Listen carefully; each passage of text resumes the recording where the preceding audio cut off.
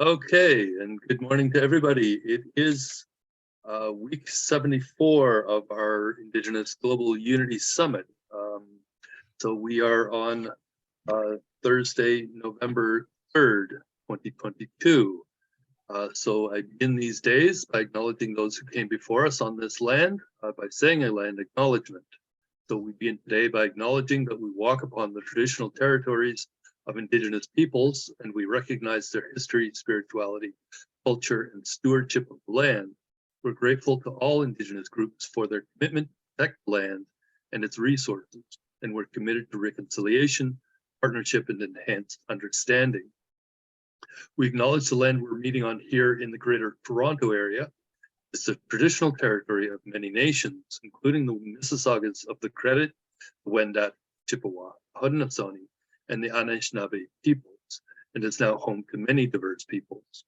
We'd also like to acknowledge the land we're on here, as is the meeting place of two treaties, the lands of the Mississaugas of the Credit and those of the First Nations of the Williams Treaty. We thank them and other Indigenous peoples for sharing this land with us. We also acknowledge and recognize all of the world's Indigenous peoples as stewards of Mother Earth. I do also like to say Sawubona, which means I see you, I see myself in you, I see your hopes, your dreams, and your struggles. I see your ancestors as well. Because interconnectedness does not end with two people who are greeting each other. It extends to include the ancestors. All beings and Mother Nature are interconnected. There is no sense of being separate. Therefore, I see myself in all beings, and therefore, if I harm other beings or Mother Nature, it translates into harming myself. I do like to start as well with the events that are coming up. If possible, I would like to also share my screen at this time, so that we can go right ahead. Yes, thank you. Have our own opening screen. So today is Thursday, November 3rd, 2022. It is, again, week 74 of the IGU Summit series. Today is not a special day in the UN calendar.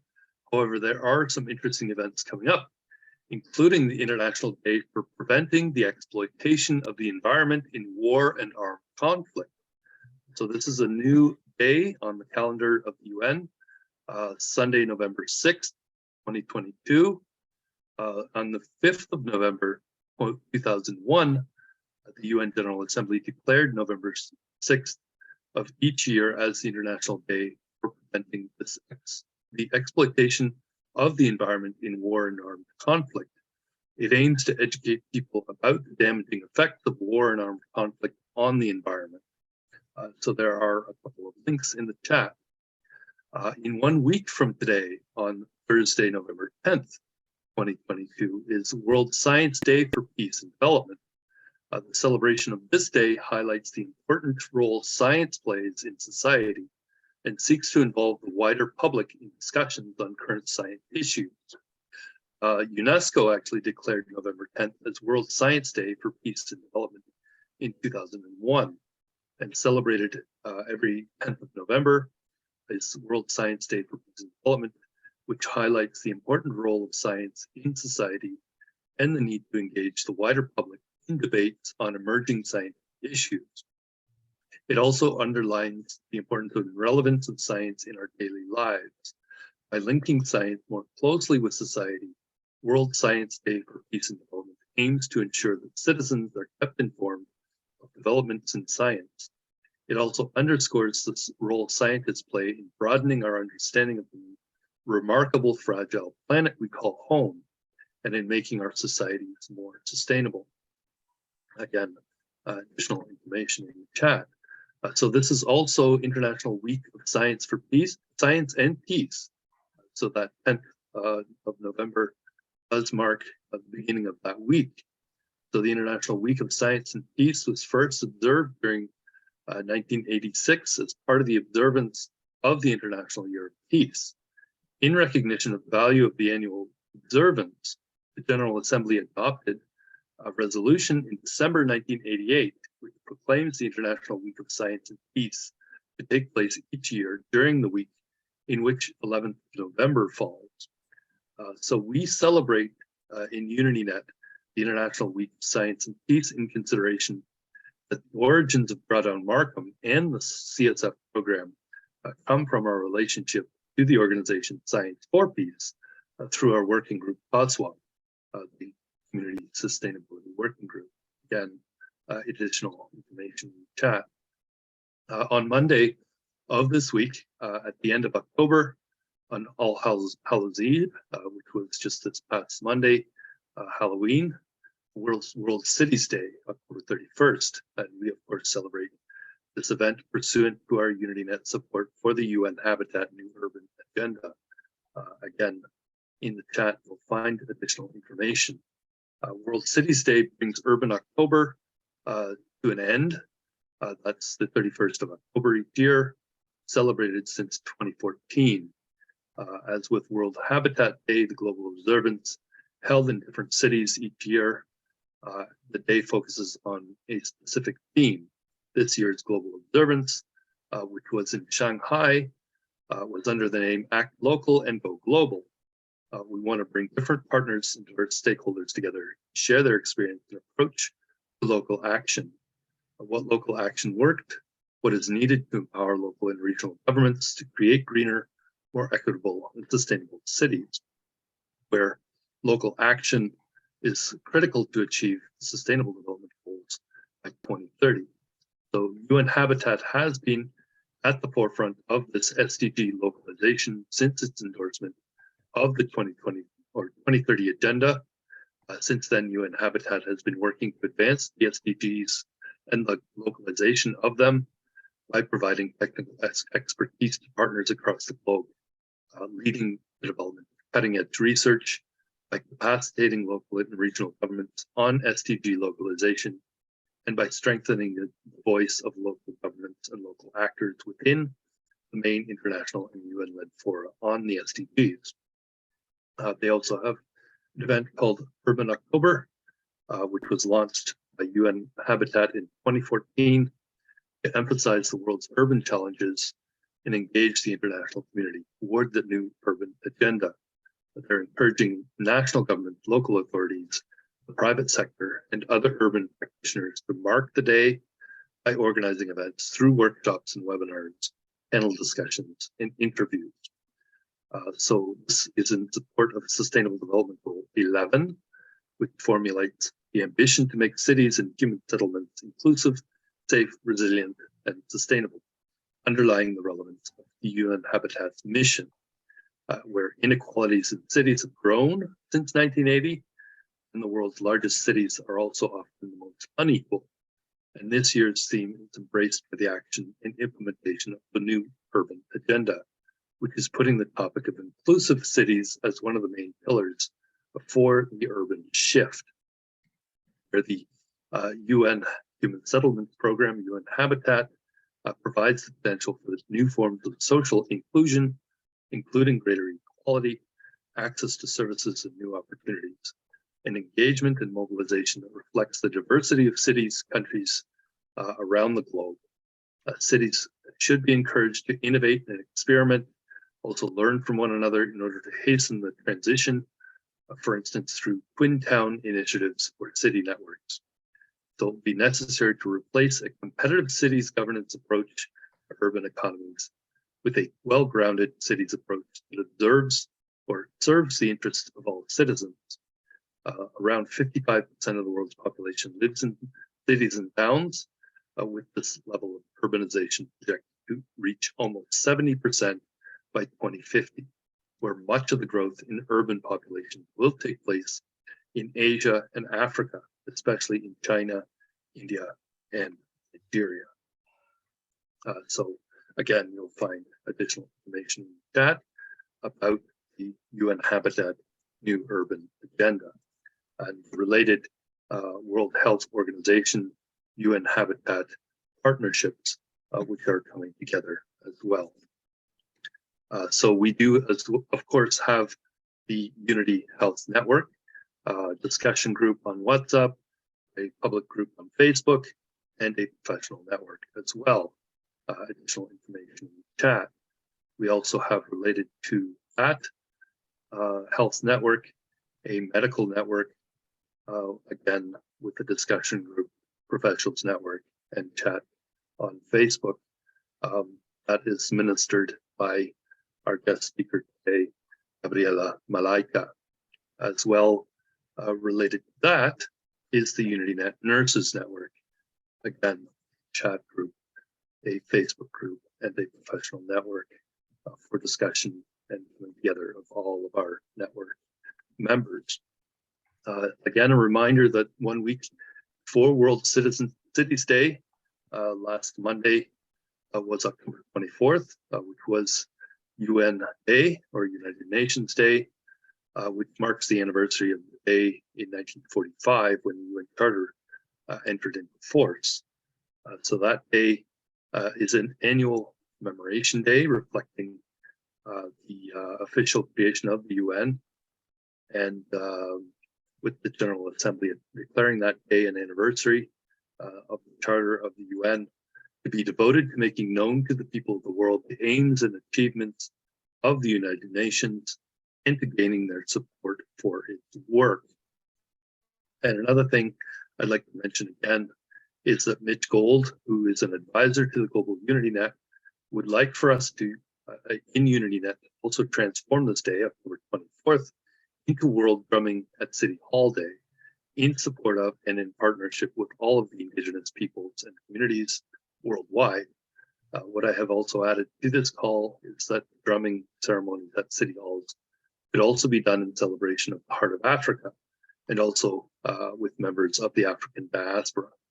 I'd like to suggest that some of us consider to organize this drumming at City Hall on Monday, October 24th, 2023, at all of the local city halls in our network of networks, where we can start by organizing these formal drumming ceremonies with all the members of the local INAP collaboratives in each of our own local communities, inclusive of the local Indigenous community members, wherever we might be, inclusive of and in recognition of the Heart of Africa, and with members of the African diaspora. Following this call today, I'd like to create a working group for this request. As a reminder, October 24th was also World Development Information Day, which was first held in October 1973. So it was about 50 years ago, held on this date each year since then. So it'll be 50 years next year. So this will be a good time for the anniversary. So the day concentrates on improving the dissemination of information and mobilizing public opinion, especially among youth. The aim of improving information dissemination and mobilization of public opinion is to make awareness of development problems. When the world gives its attention to the issues of development, countries worldwide are obliged to solve such problems. General Assembly deems that information and communication technologies, ICT, is vital to solving development problems in the context of globalization. New solutions to development challenges have the potential to promote economic growth, increase access to information and knowledge, improve social inclusion, and eradicate poverty. So again, you will find that information as indicated in the chat. So another reminder, last month in October, Sunday 16th, it was World Food Day. That day we completed our first UnityNet Youth Peace Week. Actually, this period is nearly 2 weeks, but during this time, which happens every year, from Global Cooperation Day, October 4th, until World Food Day, October 16th, we also intend this to become the days when we host our UnityNet Global Climate Smart Youth Forum, hybrid, in-person, and virtual events.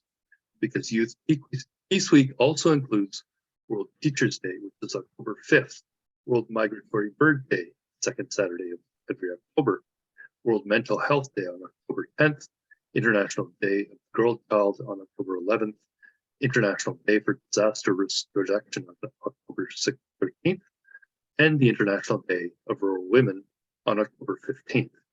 So there are a number of days during this Youth Peace Week which we like to celebrate and create recognition for and uplift our members during all of these days where we have to make sure that everybody is recognized.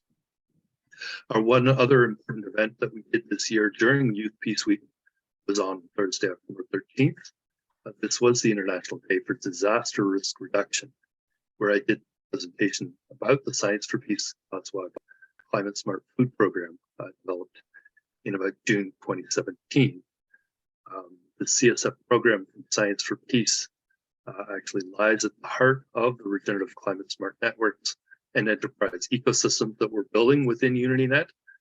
It's also by no means the only regenerative solutions we're promoting as we move forward toward creating a globalized, effective, compassionate, collaborative, regenerative economy that leaves no one behind. However, I do want to emphasize that that program was the beginning of many of our conversations, especially so many years ago with Energy University, who came and said, we're going to see if we can support this. Other events coming up include the 15th Conference of Parties on Biological Diversity, COP15, which takes place in Montreal this coming December.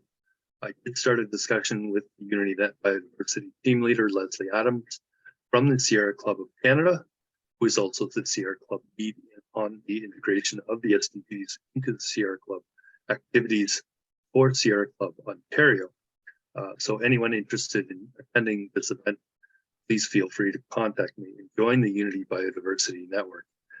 Again, links for the upcoming UN Biodiversity Conference, COP15, in the chat, as well as some additional information about the international collaboration for global biodiversity framework and the official conference page of the upcoming conference in Montreal. We, of course, have our own Unity Biodiversity Network as well, which of course includes the chat and the Facebook and the Professionals Network. We also have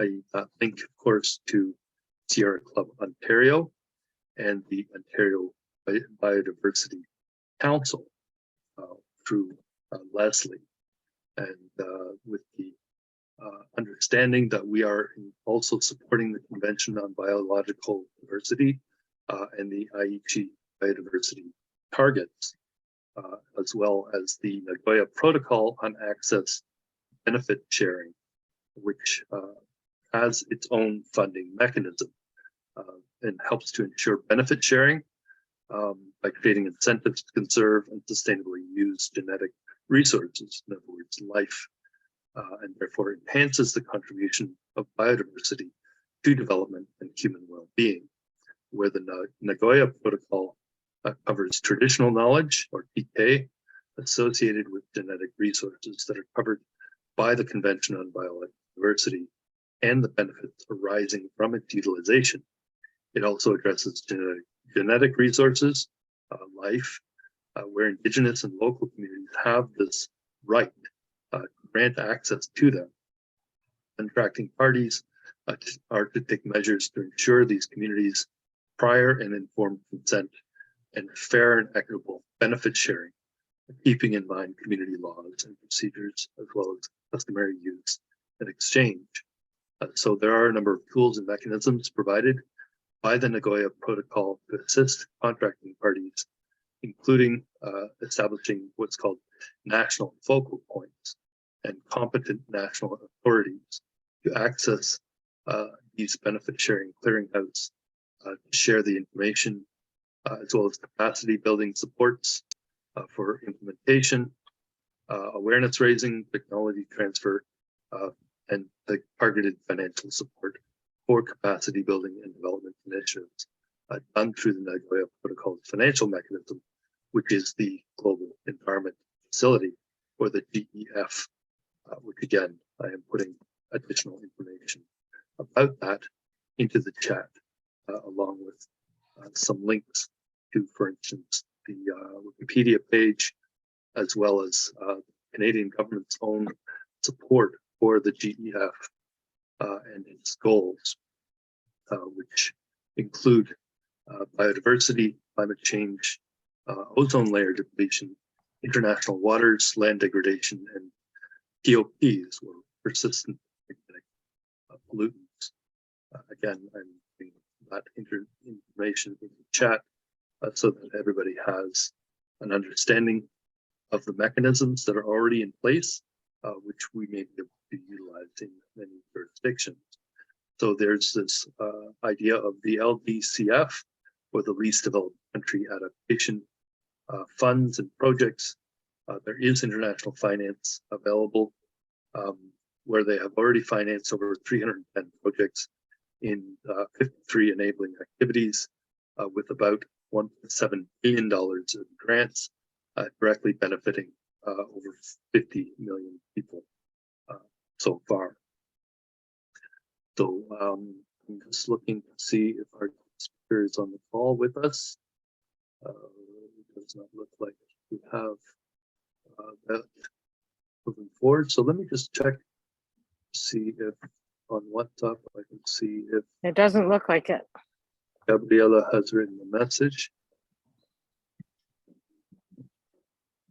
Okay. I see nothing from Gabriela. Last seen today at 10:30. Okay, so she was online, at least on WhatsApp. So I just want to make sure that she does come on the line and give her priority, so that she doesn't need to spend too much of her connection time waiting for us to do any presentations. I will as well. What I will do is make sure she has the link to join. Put it into her WhatsApp this time. Hopefully she's not having connection issues. In the meantime, please let me know if she does come on the call today with us. In the meantime, I will move forward with the presentation as we have our regular opening presentation. I just admitted a woman by the name of Gloria. Okay, excellent. Let me just find where I was here. So Global Unity Network, as we move forward, UnityNet has a mission about bringing existing local, regional, national, and international organizations together for our common purpose to establish a globalized, productive, compassionate, collaborative, regenerative economy that leaves no one behind. Through the implementation of the AHIABGA UnityNet process of localization of the global goals. We do this at the local level in order to start designing and building in our local communities all these productive, open source, regenerative, climate smart infrastructure solutions wherever we live in the world. So the regenerative, climate smart infrastructure solutions are intended to be established as businesses, starting with cooperative community unity garden learning centers, built and run by local community co-ops of female and feminist humanitarian entrepreneurs who will be implementing these local regenerative solutions to achieving the global goals, with the ultimate purpose being educating and training an entire generation of young people and families in the concept, system, infrastructure, and management practices and ethics of a globalized, active, compassionate, collaborative, regenerative economy that leaves no one behind. In the chat, we do find more information about the Global Unity Network, including our primary professionals network. So the message of UnityNet involves a change in the paradigm of dialogue, remembering that we are fighting with peace and not for it, which means using higher consciousness and achieving our objectives. We're not fighting a war with each other to save the planet. We're making peace with the planet to save ourselves. The new strategy, called Gaia's Guitar strategy, allows us to create a shared consciousness with peacemaking is more contagious, fear, or war. The message will be centered around the 4 elements and symbols of peace that we should incorporate into every local community of UnityNet. These include the youth peace gardens established in each local community, which have a tree of peace and reconciliation planted in the garden, an Indigenous unity flag raised in a location nearby, a peace pole erected in a conspicuous location with high foot traffic within or next to the garden. So these are the symbols of the UnityNet Peace Garden Network, which also includes the community Unity Garden learning centers, allowing us to create sacred spaces in all our local communities, which will be mapped to the UnityNet Sacred Site and Watershed Map, and are symbolic of the community of humanity coming together in peace, reconciliation, forgiveness, and the restoration of our relationship with Mother Earth and each other. This is the only way that we'll be able to ensure that all of humanity and all our relations will be able to survive in the climate future. Again, you will find additional information about the Youth Peace Gardens Network, both in the chat and on the screen.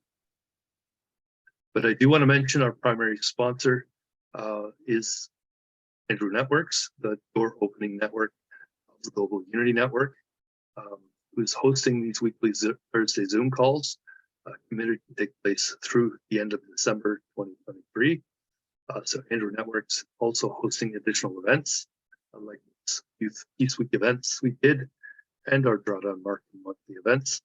Andrew Networks promotional support services also rebroadcast any kinds of production-ready presentations or other citizen media with the theme of globalization, re-indigenization, resilience, local implementation of the SDGs on the AHIABGA.org domain, redirected to a number of social media sites like UCI-TV and others.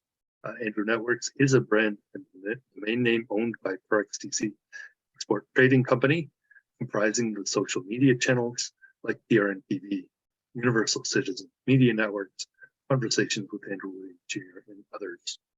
So Andrew Networks is our primary sponsor supporting the promotional ecosystem for the UnityNet initiative, including this Indigenous Global Unity Summit series, which continues again until the end of 2023. Andrew is also what we call our Yes, Yes, Yes partner, helping to open doors so that members of our network are able to discover their inner selves and passions, and where Andrew Networks is working with people who occupy these nodes and chapters in our Global Unity Network so they can come together with the people of the network, acting like a net to support the dreams of our members so they can leverage those passions, transform their own visions of the future for themselves, for their communities, into a reality that makes sense for both themselves and the members of their communities, however they might define what that better future is collectively, as they seek to work together in partnership and leave no one behind. Again, your networks, their network can be found in the chat. So I am Lloyd Halferty, the Chief Ecosystem Director, Program Development Director, and a Sustainable Society Consultant with Energy University in Manhattan, New York. I am located in the city of Markham in the Don Watershed, German Mills, specifically, which is a sub-watershed drains into Lake Ontario, which is the lowest and last of the North American Great Lakes in the Greater Toronto area. I am in Southern Ontario, Canada, North America, also known as Turtle Island.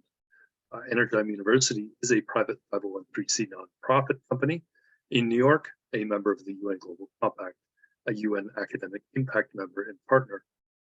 We are a virtual university. We were created to help empower global population to reestablish a sustainable balance for local environments. We do this by designing and implementing projects that support a strong and diversified local economy, while integrating more sustainable technologies and infrastructure into these communities in the areas of renewable energy, high-density food growth solutions, and systems for sustainably managing local waste streams and protecting local water resources. So we're supported by over 375 companies whose products and technologies we employ.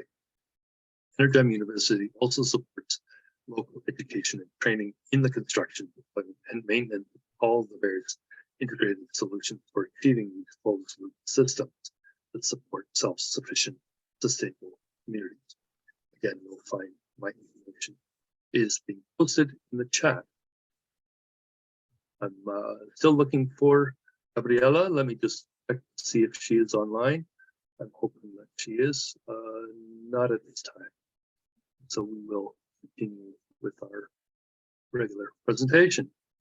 So I am the co-founder, administrator of the We Energize Global Cooperation Turtle Island International Civil Society Organization. We are seeking to undertake life value peace education done in the context of life learning gardens. So the life learning gardens within the context of UnityNet are known as Unity Gardens. There are a number of different organizations that may be interested as well in implementing the life learning garden model. I was also designated as a Goodwill Ambassador for the 5 Youth Foundation in Los Angeles, with a portfolio that covers Canada, Left Francophonie, Commonwealth of Nations, and Turtle Island communities.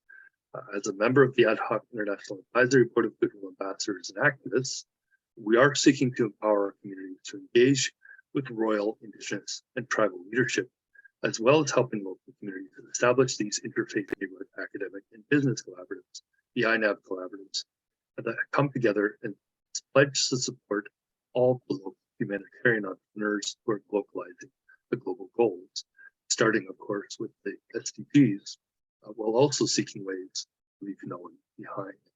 Again, you can find additional information in the chat, as you can see on the screen. So I am the co-founder of the Global Unity Network, established by UnityNet International, or UNI. We helped to create UnityNet Africa and Diaspora, and all the other global networks and groups in Asia and the Americas and Europe, and now also expanding beyond in Oceania.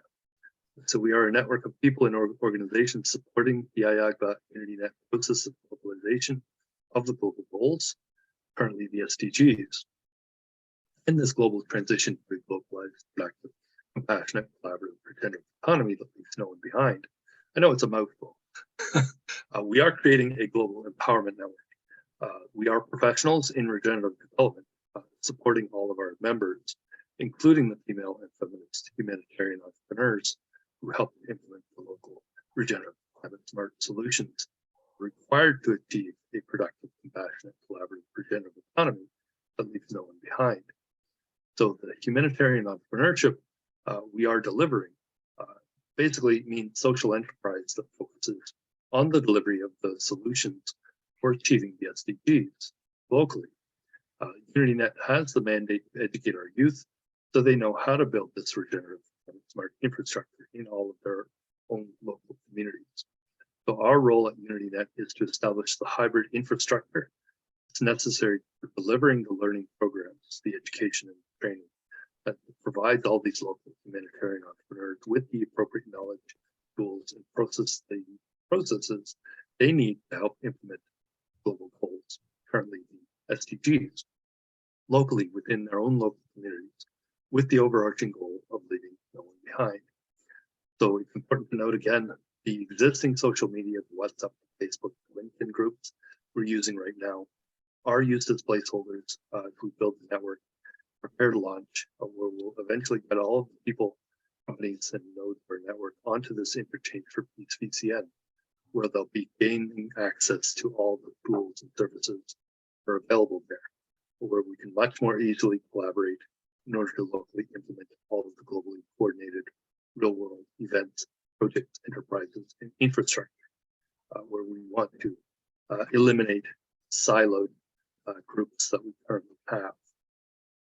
So as we move forward, Global Unity Network, or UnityNet, is also created to showcase global cooperation for the implementation of the local regenerative solutions for achieving the global goals, starting with those 17 SDGs.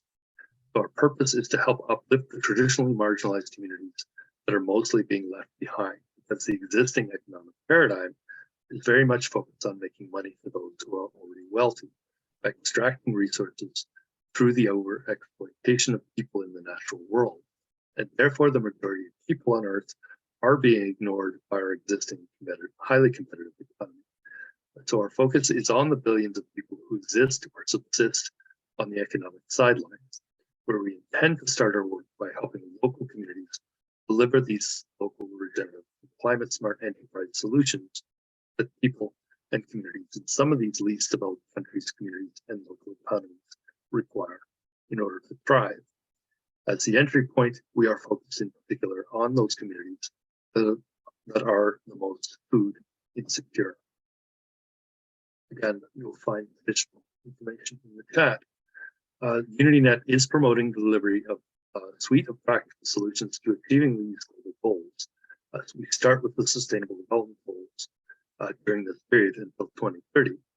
We're using the tools of humanitarian entrepreneurship, focusing on the female and feminist humanitarian entrepreneurs and enterprises, and using hybrid and hands-on education and training and learning programs, platforms, and curricula, with the primary focus on delivery of the humanitarian entrepreneurship skills training in these practical settings, practical learning. So we are leveraging open source regenerative climate smart infrastructure solutions to remotely assist these local INAP collaborative teams to establish collaborative open source Unity Garden classrooms in all the local communities around the world, where the classrooms are set up in collaboration with the existing schools in local communities and can be used for the local and remote and vertical delivery of the practical learning program for all these female and feminist humanitarian entrepreneurs, so they can learn how to grow, process, cook, market, sell, and trade various types of regenerative climate smart food and related nutritional and medicinal and other types of locally produced regenerative products, both within their local communities and regionally, nationally, continentally, or internationally, in order to produce income and therefore greater prosperity for themselves and for the people in their local communities. We want to do this on all continents, for all peoples, with again the intention and goal of leaving no one behind, with the focus being on our UnityNet Smart Cities Network and the related Unity Eco Village Network as the beginning points of a lot of the work we do. We also have related to that the Unity Hemp Network, where we are now moving forward to develop a network of practitioners in regenerative synthetics, I shouldn't say synthetics, but fiber production as well. It is a emerging industry. So we also have the clean cook stoves, includes the double drawdown climate smart kitchens that use gas-fired stoves to make biochar that goes back into the production of regenerative climate smart food. So the Global Unity Network, AHIABGA process of globalization of the global goals is intended to help everyone in their local communities establish these teams of humanitarian entrepreneurs, as well as the local community empowerment networks, these INAP collaboratives that provide support and ensure the success of the local cooperative humanitarian enterprises who are building these Unity Gardens, where the Unity Gardens are intended to be established in each local community across the global network, most likely starting in Africa, but also here in North America, on the island, and in Asia and Oceania as well. So the process of establishing these INAP collaboratives is done by taking part in our Abraham project, where we plant the trees of peace and reconciliation and plant the youth-based gardens. We do the ceremonies, we raise the Indigenous Unity flag. This all started on Sunday, June 5th, on World Environment Day, continues throughout the planting season locally, wherever we are. So some communities also establish twin trees of peace and reconciliation, twinned unity gardens, twinned youth peace gardens, twinned INAP collaboratives. Twinning can be done as thrinning or more, done through our CTP program, process of twinning local community unity garden humanitarian enterprises, also twinning the local community INAP collaboratives.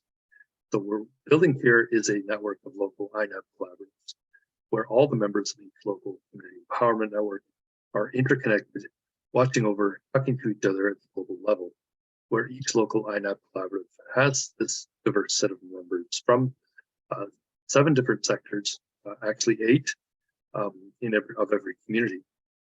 So the public-private civil society, academic, interfaith, finance, and economy, or the creative sector, where all the members with all watching over and promoting and helping each other, supporting local female and feminist humanitarian entrepreneurs in all of these local communities. We want to empower all of these members of the Global Unity Network, where all these activities are also intended to be transparent to all the members of the Global Network, including all members of the local INAP collaboratives, who are also going to be accountable to and for the success of these local collaborative Unity Garden humanitarian enterprises and their members in each of our own local communities. So I mentioned the eighth sector being the Indigenous communities of the local communities as well. So as well, related to all of this are networks such as the Biochar Network, the Climate Smart Farming Network, the Plant-Based Climate Smart Food Network and discussion groups, the Smart Greenhouses Network, the Tourism Network as well, which we would like to support the UN Tourism for SDGs, their mandate to support UN global goals. And so as we move forward, the INAP collaboratives are established in the local communities where we're leveraging our process of community engagement, which is done through the planting of the trees of peace and reconciliation and those ceremonies. But along with the flag raising ceremonies of the Indigenous Unity flag, we do continue these community engagements and interactions through regularly scheduled events throughout the year. So the coordinated bubble fun festivals, along with the sports and the dancing and the arts, done in collaboration with the local INAP collaborative members, not just in the local community, but globally. So the CTP program for twinning, mentioned earlier, the tree planting for the community infrastructure development projects and events, the Tea Diplomacy Initiative, which also includes in-person as well as virtual community conversations on topics like peace, regeneration, reconciliation, and forgiveness. There's also the Green Boards Initiative, done in collaboration with the C4 group members and others in the communities, along with identification and engagement with our local talents, the artists and creative people in your economy, for the purpose of promoting and showcasing their own talent, but also for their promotion through their art of the globalization of local goals and the achievement of a compassionate, collaborative, regenerative economy, at least no one behind, especially during any one of our periodic sunlight spectacle and other entertainment events that may be done throughout the year. So we have other programs and activities developed in the context of the Climate Smart Gardens and Forests, which are delivered by FBSC, the Climate Smart Kitchens, delivered by Kindred Kitchens, the Wheel of Life Farms, delivered by an organization called EWP in Vietnam, the CSAF centers, known as Spark Learning Centers or Climate Smart Learning Centers, again, delivered through QuadNet. So as you can move forward, you can find additional information about our tree planting discussion group, and as well the Unity Arts Network, which now includes both a Facebook group as well as a LinkedIn network for professionals in the arts. So International Bubble Fun Festivals also has its own discussion group, Facebook group, along with the Greater Unity Network management team, who has been supporting this from the beginning. So this is something that we did actually create back at the beginning of the pandemic in 2020, where we talked about Bubble Fun Festivals with PodNet cooperative members. Excuse me. And so we are moving forward network. I'm building it up today. We now have many more nodes on public social media versus just the private discussion groups on WhatsApp, which we have been using up to this point.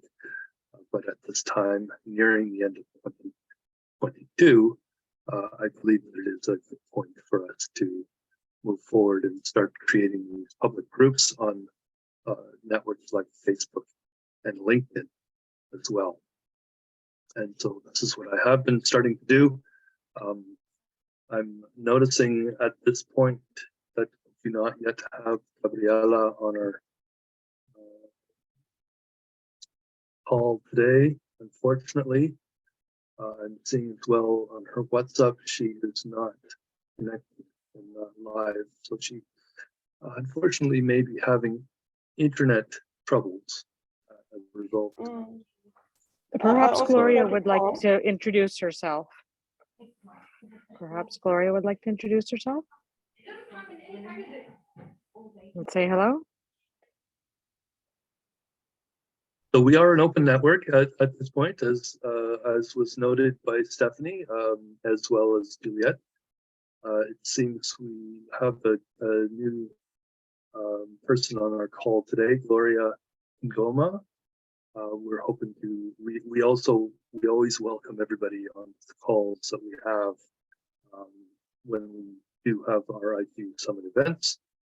We encourage people to introduce themselves to the members of the network and share your own details about who you are, where you are, what organizations you are involved in, if any, and your interest in the work that we do. But usually this is, again, the point I would start the feature presentation.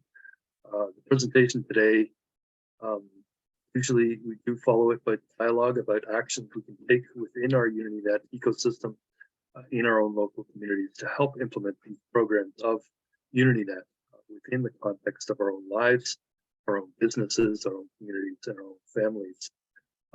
And one thing that I'd like to mention is that anyone noticed the heart in our logo of UnityNet International, which is also reflected in the graphic describing that, the matrix partnership model shown at the bottom of the page.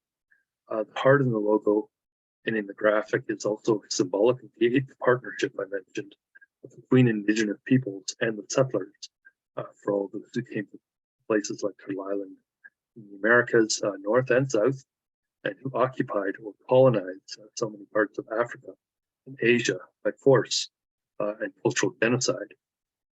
So the heart in the middle of our logo represents the 8th partnership, as well as love and compassion, and as the primary tools for healing ourselves in the world. It also represents the heart of Africa, which is not just a concept, it is also a location, now known as the Democratic Republic of Congo, as well as being a sacred object, a piece of amber, the fossilized sap of ancient trees, shaped like a heart, that is being held by Mitch Gold. So in fact, there are 8 partners in the full partnership ecosystem that we want to create in every local community worldwide, with the 8th partner for practical reconciliation being the Indigenous communities of the world, related to this 8th fire prophecy, which speaks of a great peace and reconciliation between the First Nations and the settlers. So as we move forward, again, I will be putting some additional information into the Zoom chat. I'll also share this information with everybody on the call, everyone in our network following the call, by sharing a PDF document online at slideshare.net. I was going to do this last week. It just got really, really busy, but I will do it certainly following the call today. We did our drawdown marketing opening presentation on October 18th, which featured questions to our local municipal election candidates here in the city of Markham. I actually will also be following this call by a call to one of the people that did get elected, Jim Jones, who is a member now of our regional council. And so we want them to understand as well what we are doing within UnityNet to empower our community members and to implement these local solutions for achieving global goals through the establishment of these local humanitarian enterprises run by the local female and feminist humanitarian entrepreneurs.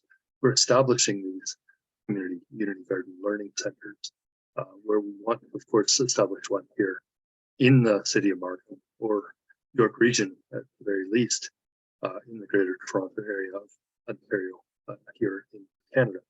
Again, what you can find more information about the 8th Fire Prophecy in the chat, as well as our original partner of the original Prince Edward County pilot project, Shukunda project, in the Democratic Republic of Congo, where we're also hoping to connect as well with the Friends of the African Union, and where we can set up UN Office of the Future collaboration, again, done through our partnership for regenerative development, which is also something that we are developing in support of Heart of Africa campaign that they have, as well as the 1% solution and the social change through the UN Office of the Future in support especially of UNDRIP as the key program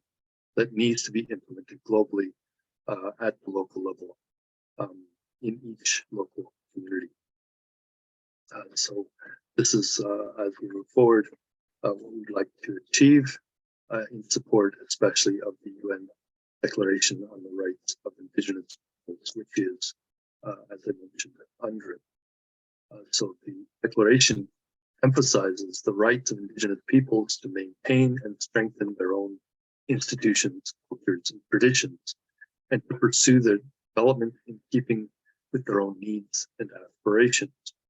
It also prohibits discrimination against Indigenous people, promotes their full and effective participation in all matters that concern them, and their right to remain distinct and to pursue their own visions of economic and social development. The goal of the declaration is to encourage countries to work alongside Indigenous peoples to solve global issues such as development, multicultural democracy, and centralization. Again, you can find additional information about UNDRIP in the chat, along with support networks that exist, in particular here in Canada, through, for instance, the Métis Nation, which passed or noted that the UNDRIP was passed by the General Assembly of the UN in September 2007, but acts as an international instrument for the respect recognition of the human rights of Indigenous peoples, with the assent of Bill 15 here in Canada, bringing the guarantee of federal law consistent with the Act and promising to combat injustice and prejudice, with the Canadian state now vowing to work with Indigenous representatives to develop their plan to implement the Act. So the plan includes measures to address injustice, promote respect, and eliminate discrimination, as well as to hold the state accountable. So as we move forward, we're hoping as well through Drawdown Markham to have this information available to everybody. So again, as I noted, just on the 18th of October, we did our own presentation for our local councillors. The various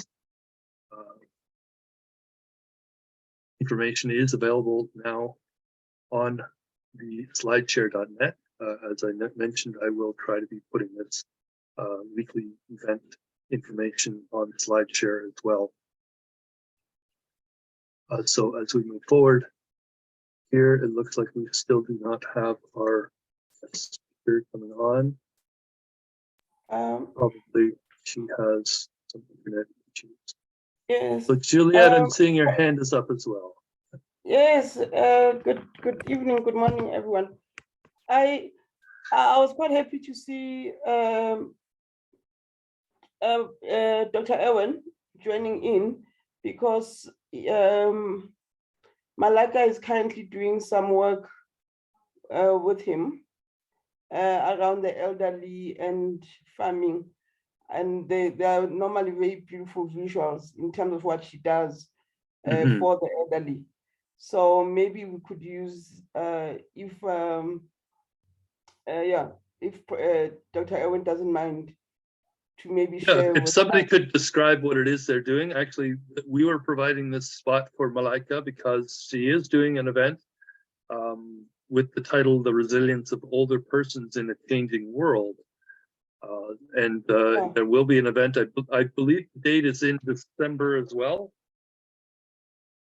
If Yes, somebody has the details of that, that would be great if we can share that as well. Yeah, Well- okay, I don't have any more information on that, but yes, okay. But that was just my thinking, maybe just to put a spotlight on the work she's doing. Absolutely. This is If actually Dr. very Erwin is important available. because every person in the world gets older. This is actually Well, what we I are think, trying to do. if I may, if everybody can hear me, okay? Yes, go ahead, Erwin. Well, basically what we're doing is we are continuing with the peanuts program. So it's growing well, I think. We're expecting a harvest in early or mid-December. So just before Christmas, I suppose. And I know the plan is if continuing, we plan to find a small place where we can produce peanut butter. So this is something like a set of program that will be also being looked in the Kenya right now with Susan Diego. She has approximately, I think she mentioned about 100 acres, but I think this will be a bigger program. So we'll be asking for the funding. As far as Malaika program, so this will be a similar program. We're planning to set a clinic, I guess mostly for elders, but also for general population, I suppose. The idea here is to set up a small clinic like in Malawi that may be helping in terms of some testing like cancer, cervical cancer. So we're following like what Malawi at the beginning because cervical cancer is very rampant right now for women in many areas of Africa. So, and I understand it's relatively available where you can take sample from the woman and then submit to a larger hospital where they will be testing it. So determine if the woman has a cancer or not. Plus HIV tests also free, which I kind of surprised. I didn't know about this. Maybe there's many of the countries in Africa, they provide some kind of free, some of this cancer testing, HIV testing. So this is something that hopefully available if she can find a place. So all these things we will set for request for funding, small funding. And then, so it's connected to the peanut program. So the peanut program will support the activities of this center. So we'll support the center in terms of income generating activities. So some of the result from the farming, this small farming, 1 acre farming. So we might have to find another location once this thing complete, the peanuts, and hopefully that will be a funding support for the clinic. The same thing with Nigeria. I think Dr. Atama also interested in similar things where we're planning to have a small program to set up again a clinic and surrounding this urban, so I guess more urban area, and she just connected to a woman who has a building, incomplete building that might be set for the clinic. I don't know how big is the building, but the building is right now an open building. And apparently there are at least a couple widows who has daughters. Her husband just passed away, and they have this building, but they don't have any income or way to complete it. And they kind of agree that maybe we can use the building, for example, for clinic. I think she's in the process of talking right now. So as you can see, this is all like the same set all over. Peanuts program, or maybe maize or corn, whatever the small farming that we can set up that will be able to support operation of the clinic, assuming there is some poor people that could not pay for the clinic setup. So if there's some poor people cannot pay, they still have this treatment, the healthcare, but hopefully the clinic can make up this cost from the farming. So this is our integrated program. The farming will be maybe done or maybe managed by a third party. So the clinic has nothing to do with the operation. They just receive the profit from the share of the harvest. So everything is hopefully sustainable. The money will be coming to enough to support this clinic operation. So the same thing in Malawi, and hopefully in Uganda with Malaika, with her program with the elderly. So she will have a place, small clinic, where people can come and check for whatever the blood pressure, sugar level, Eqity, or maybe some kind of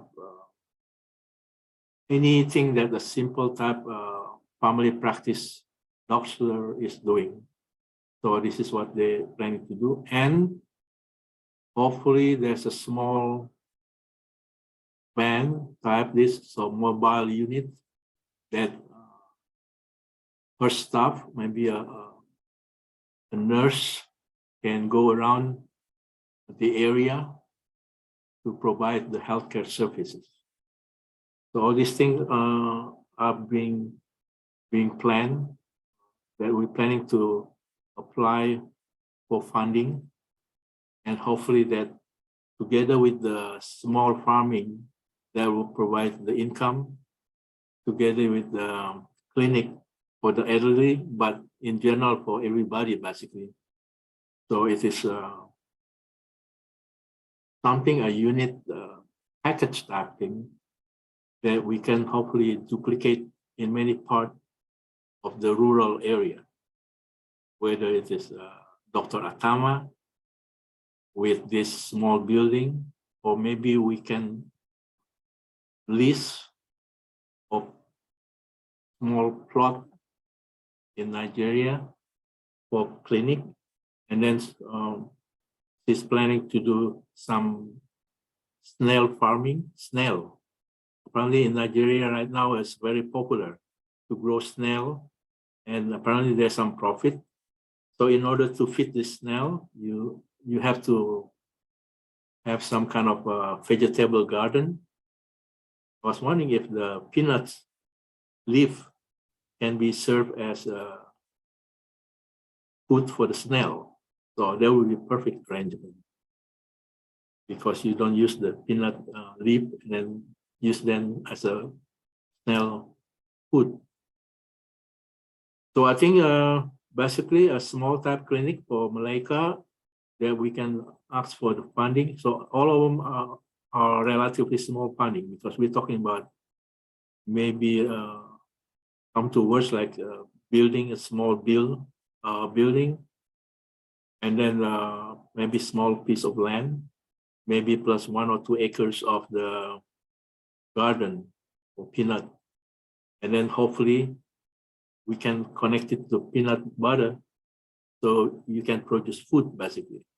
So between the garden for the peanut butter production, clinic operation, all these things are connected. So hopefully serve as a unit package for healthcare, for income generating activities, and for food production. So I think that's our plan. So I think what we did right now is trying to find the fund. Hopefully it will be a grant that we can show it is sustainable activities. I think that's what I know about the operation is planning. We are planning hopefully to support in terms of making proposals, is putting together some proposal for this clinic. So any question, I'm hopefully I can answer it. So let me know. I think this is what's our plan. Thank you, Erwan. That's just amazing what you have been doing to integrate all of these things together. So the food, the gardening, the various, of course, health promotion is what we have been doing. Of course, we're looking holistically at all the different aspects of health. And so this is very important that what we can do is create a model that can be applied to so many other different communities. Starting with the peanuts, of course, I'm going to be very interested in eventually demonstrating within the context of these developments some of the climate smart solutions, so we can eventually have branded climate smart peanut butter as well, just as I had once proposed climate smart certified honey produced on degraded sites. So that, of course, we have our UnityNet honey project for that purpose, but we can also discuss how we might be able to also in future, as these clinics are being established, if we can, together with the clinic, also establish a climate smart kitchen, especially with the double drawdown concept, then we can potentially create, again, the certified climate smart peanut butter from those gardens and farms. So what I want to do, I guess this is probably the last page of the presentation. So I'll just wrap up here today, since it looks like Malaika is not going to be coming on the line. I do want to mention in 2020. Coming online now. Oh, there she is. There she is. Okay. It's a good thing that we are very patient. So hello, Malaika. We have been waiting for you to come on the call so you can provide your presentation for us. Yeah, I am using my phone now. Good evening, everyone, and good morning. I wanted the direct login because I didn't get the email. My presentation is on the laptop. I've been gambling from 7 o'clock. Yeah, I didn't get the email, so that I can log in direct on the laptop and I share my presentation. Okay. That's what I've delayed. I've been delaying. Okay, so how long do you think that might take before you're able to do the presentation? A few minutes? in few minutes, if I just get the email, because I didn't get the email, at least that one I can log in on the laptop direct, because I don't have the login digits direct. I need to go via email. Because on the Okay. phone, I go to the WhatsApp and then I just click on the Zoom, whatever. and then Malika, I can show them some of your picture you send me. Yes. As I Okay, wait I'll for show the email. picture of the elderly that you are taking care, and also Yes. the peanut. I'm stopping my farm. own screen share here so that you can share. Okay. Oh, well, Can you send Oh. me the email?